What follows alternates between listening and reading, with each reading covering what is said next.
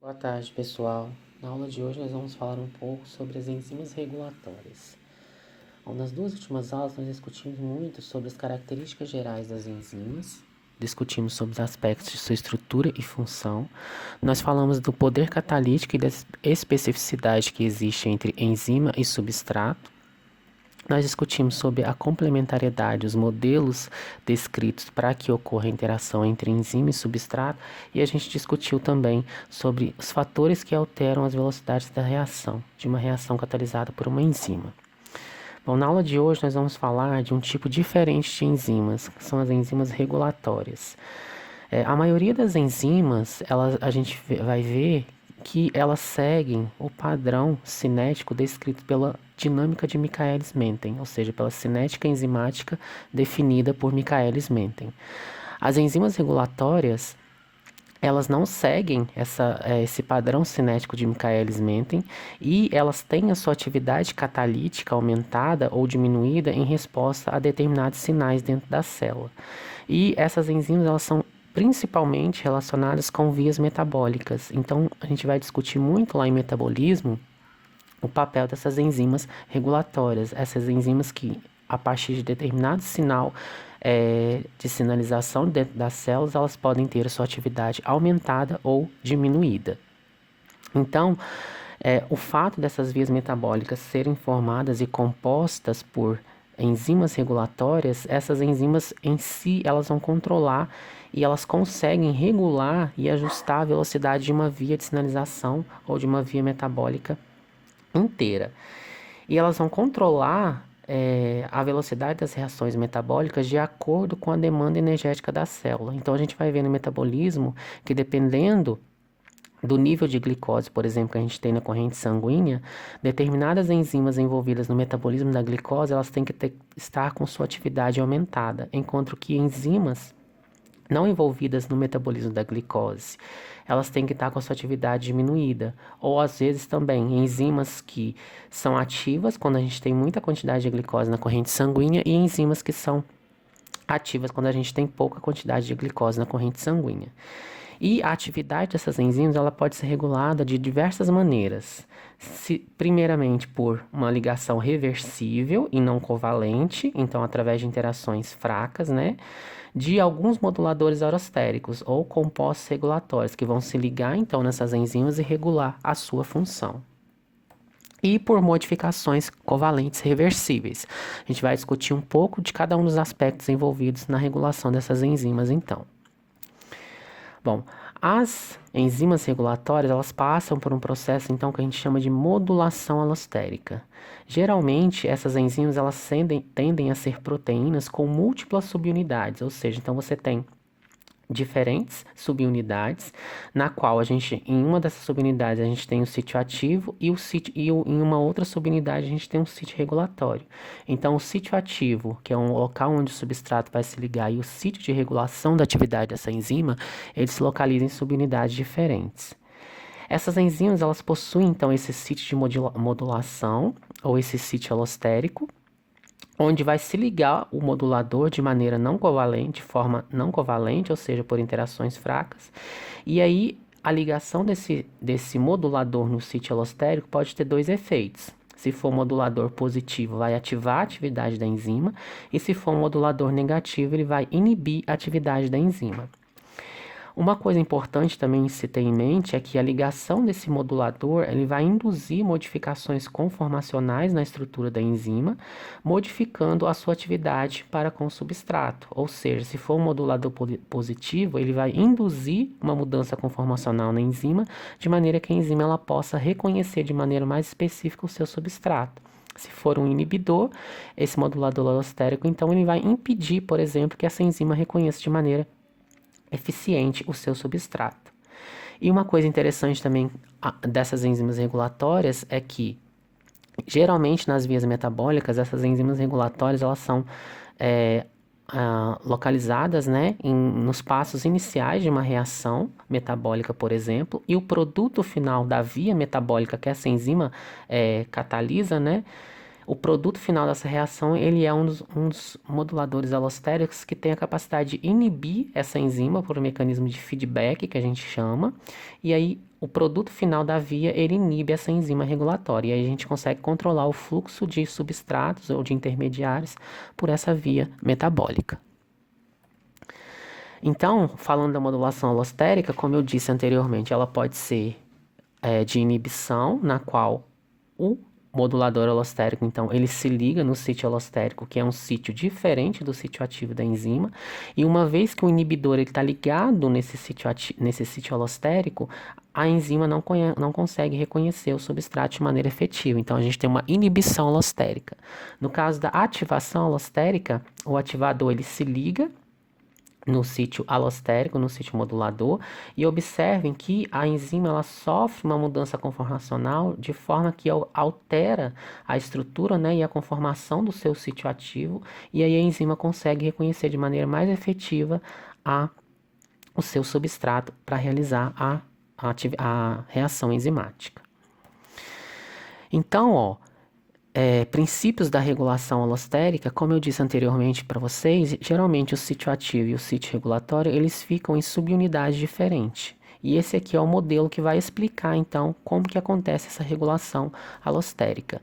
Então, a ligação do ligante ou do substrato, porque algumas das enzimas, o próprio substrato, ele pode atuar como um modulador positivo, vai provocar mudanças conformacionais em outros sítios da enzima.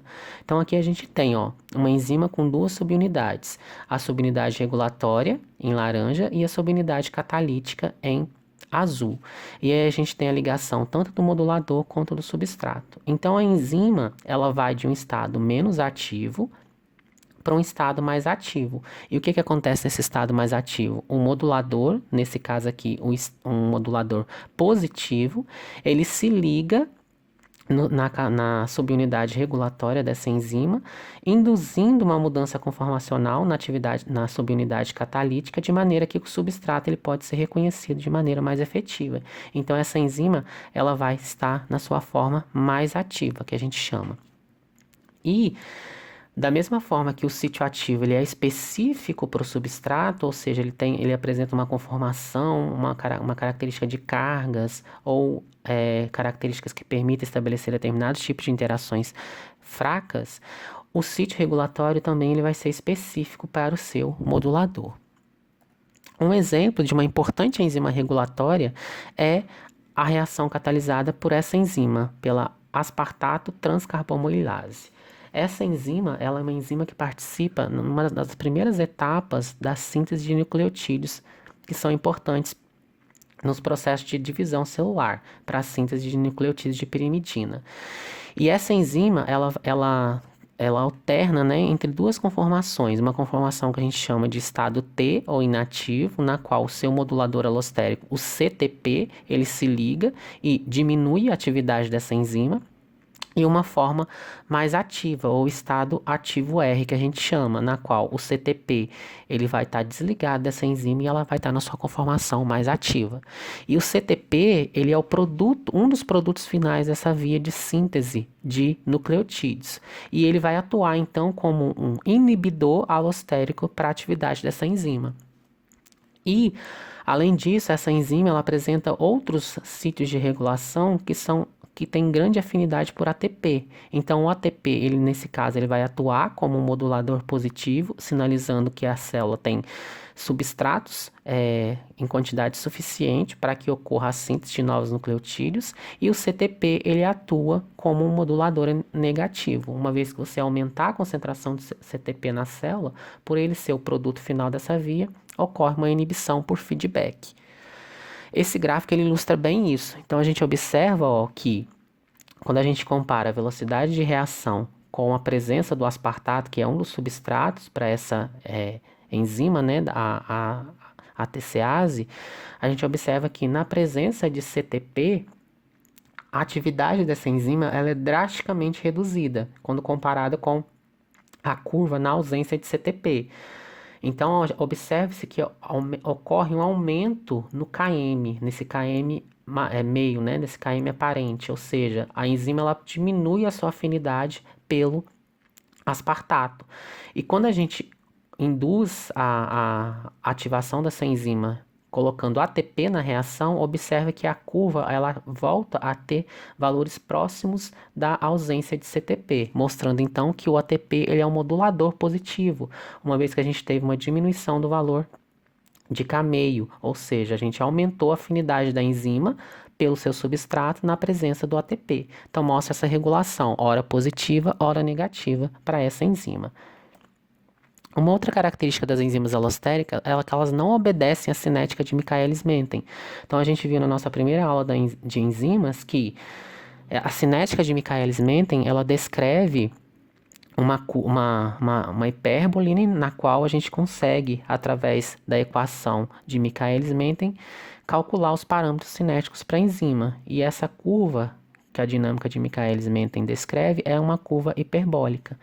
E ocorre essa alteração quando a gente está falando de enzimas alostéricas. Ela passa de uma curva hiperbólica para ser uma curva sigmoide. Então, o formato da curva ele muda totalmente. E o que está refletindo isso? Ele reflete a interação cooperativa entre diferentes subunidades proteicas. Lembra que as enzimas regulatórias elas geralmente são formadas por mais de uma subunidade. Então, existe cooperação entre essas diferentes subunidades que permite com que a enzima saia de um estado pouco ativo, ou estado T, para um estado altamente ativo, ou estado R. E isso vai ser modulado, então, pela presença e ligação de reguladores positivos ou negativos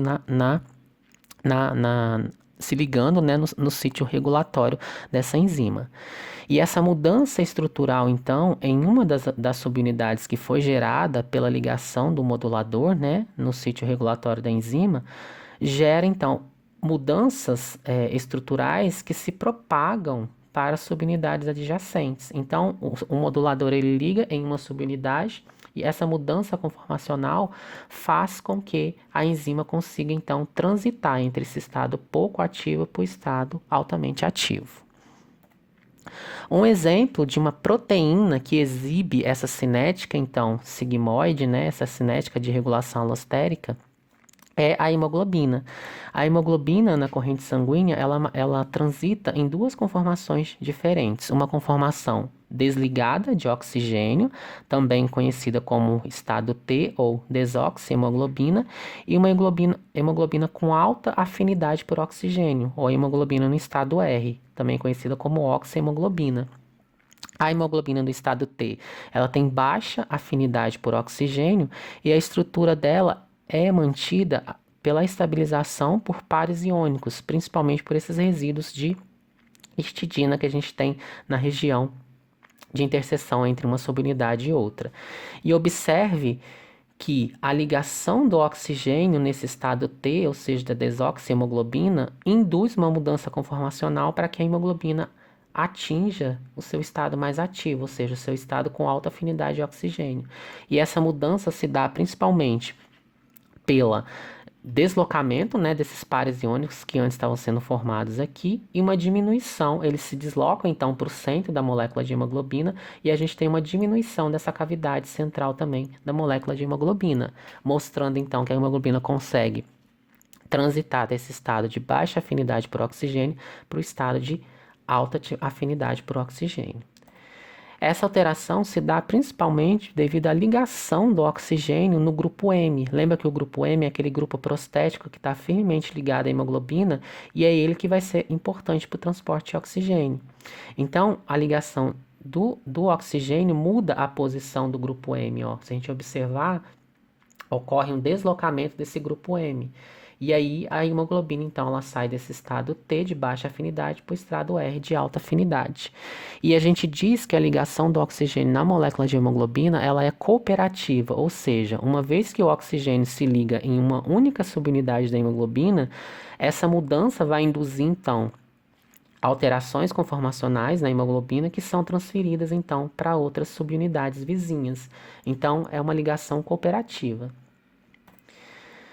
A função da hemoglobina está diretamente relacionada com essa capacidade que ela tem, então, de mudar entre uma hemoglobina com baixa afinidade por oxigênio, estado T, e uma hemoglobina com alta atividade para afinidade para o oxigênio.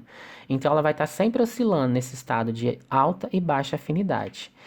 E essa curva sigmoide, ela vai justamente traduzir isso, uma vez que o oxigênio ele se liga em um dos sítios no grupo M, né, em uma das subunidades da hemoglobina, causa alterações que são propagadas então para as outras subunidades, de maneira que, uma vez que o oxigênio se liga, ele propicia então a ligação das outras moléculas de oxigênio à hemoglobina.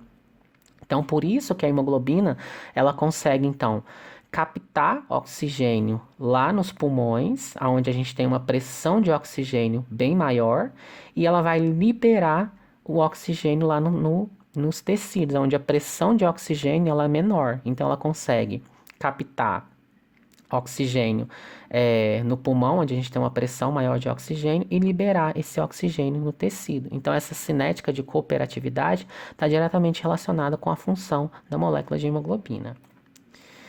Uma característica também, e mostrando que a hemoglobina ela pode ser regulada também por moduladores, é o que é o efeito desencadeado, né, pelo 2,3-bifosfoglicerato. Ele é um intermediário metabólico. A gente vai discutir um pouco sobre ele quando a gente for falar de metabolismo de carboidratos, e que ele se liga de maneira muito forte à molécula de hemoglobina. E aí, quando ele se liga na molécula de hemoglobina, ele estabiliza a hemoglobina na sua forma T, ou seja, na sua forma de baixa capacidade de ligação ao oxigênio. E uma coisa que é importante, assim como nas enzimas regulatórias, o modulador e o substrato eles se ligam em sítios diferentes, esse modulador da função da hemoglobina, ele também se liga num sítio específico que é diferente do sítio de oxigênio, certo? E aí, o que vai acontecer? Quando esse 2,3-bifosfoglicerato ele se liga com a molécula de hemoglobina, a gente vai ter uma diminuição, então, da afinidade da hemoglobina pelo oxigênio, de maneira que mais moléculas de oxigênio vão ter que se ligar à desoxihemoglobina para que ocorra a transição estrutural para a forma R de alta afinidade pelo oxigênio. E aí, ó, esse gráfico ele está ilustrando justamente o efeito que esse intermediário ele tem na captação e liberação de oxigênio pela hemoglobina. Então, a gente tem aqui, ó, no eixo Y, a fração de saturação da molécula de hemoglobina pela pressão parcial de oxigênio. E a gente está comparando na curva em preto uma hemoglobina pura, sem o 2,3-bifosfoglicerato, e uma hemoglobina na qual está encontrado nos nossos eritrócitos, por exemplo, que tem a presença de 2,3-bifosfoglicerato. Então, a gente observa, ó, que na ausência do 1,3-bifosfoglicerato, a enzima, a hemoglobina, ela consegue liberar apenas 8% daqueles átomos de oxigênio que estão ligados a ela, ou seja, ela tem alta afinidade por oxigênio na ausência do 2,3-bifosfoglicerato. E aí, na presença do 2,3-bifosfoglicerato, a hemoglobina consegue liberar, né, 66% dos átomos de oxigênio que estão ligados a elas. Então, ele é um importante modulador alostérico que garante com que a hemoglobina consiga, então, liberar grande quantidade de oxigênio para os nossos tecidos, para que as funções celulares sejam realizadas de maneira adequada. A importância desse regulador também ela pode ser refletida quando a gente compara eritrócitos fetais, né, de embriões, né, e os eritrócitos maternos. A hemoglobina fetal ela é diferente da hemoglobina que a gente encontra nas nossas células adultas. Ela vai ter 2 cadeias alfas e 2 cadeias gama. Nessas cadeias, o que vai acontecer? Ocorre a substituição de 2 resíduos de histidina por 2 resíduos de serina. E isso vai interferir com o sítio de ligação do 2,3-bifosfoglicerato. Então, a hemoglobina fetal ela vai ligar o oxigênio com mais afinidade do que a hemoglobina materna, porque vai ocorrer uma alteração no sítio de ligação do 2,3-bifosfoglicerato, lá nas hemácias do feto, e aí ele não vai conseguir se ligar, então, de maneira efetiva na hemoglobina fetal. E qual que é a importância fisiológica disso? O oxigênio, então, ele vai ser transferido da hemácia materna, que vai ter baixa afinidade, né, pelo oxigênio, porque vai ter o 2,3-bifosfoglicerato ligado a ela, para o eritrócito, para o sangue, né, do feto, o qual vai ter uma maior afinidade, então, pelo oxigênio, uma vez que a gente vai ter pouco 2,3-bifosfoglicerato ligado a ele. Outra importância também que ilustra essa regulação, a importância dessa regulação alostérica, é na doença que a gente conhece como gota. Essa doença ela é caracterizada, então, pelo acúmulo, pelo excesso de sais de urato nas articulações. E esse urato ele é um produto direto da degradação de nucleotídeos de purina, como adenina e guanina. E o que acontece? Durante a síntese desses nucleotídeos de purina e guanina, de adenina e guanina, a enzima que catalisa esse processo, a PRS, ela é inibida, então, por regulação alostérica pelo produto final dessa via, que é o PRPP. Por alguma alteração genética, essa enzima ela perde essa capacidade de ser inibida por feedback negativo, né? Pelos produtos finais da via. Então, ocorre uma mutação de maneira que você vai ter, então, uma produção muito grande de PRPP na célula, uma vez que o acúmulo dele não inibe a enzima, né, regulatória, e aí você vai causar esse excesso, então, de nucleotídeo de purina, que vai resultar um excesso de sais de urato nas articulações, o que caracteriza a gota. E por fim, a gente viu que as enzimas elas podem ser reguladas, então, por ligação, né, de moduladores positivos ou negativos, e o outro tipo de regulação que existe é o que se dá através da modificação covalente. E essa modificação covalente ela ocorre quando a enzima, né, ela vai ser convertida da sua forma ativa para sua forma inativa através da adição de grupos específicos. E aí a gente vai ver que existem vários tipos de modificações que essa enzima pode sofrer. E a principal delas é a adição ou a remoção de grupos fosfato, ou seja, lembra aqueles resíduos de aminoácido, serina, treonina e tirosina, que tem aquela hidroxila livre na sua cadeia lateral?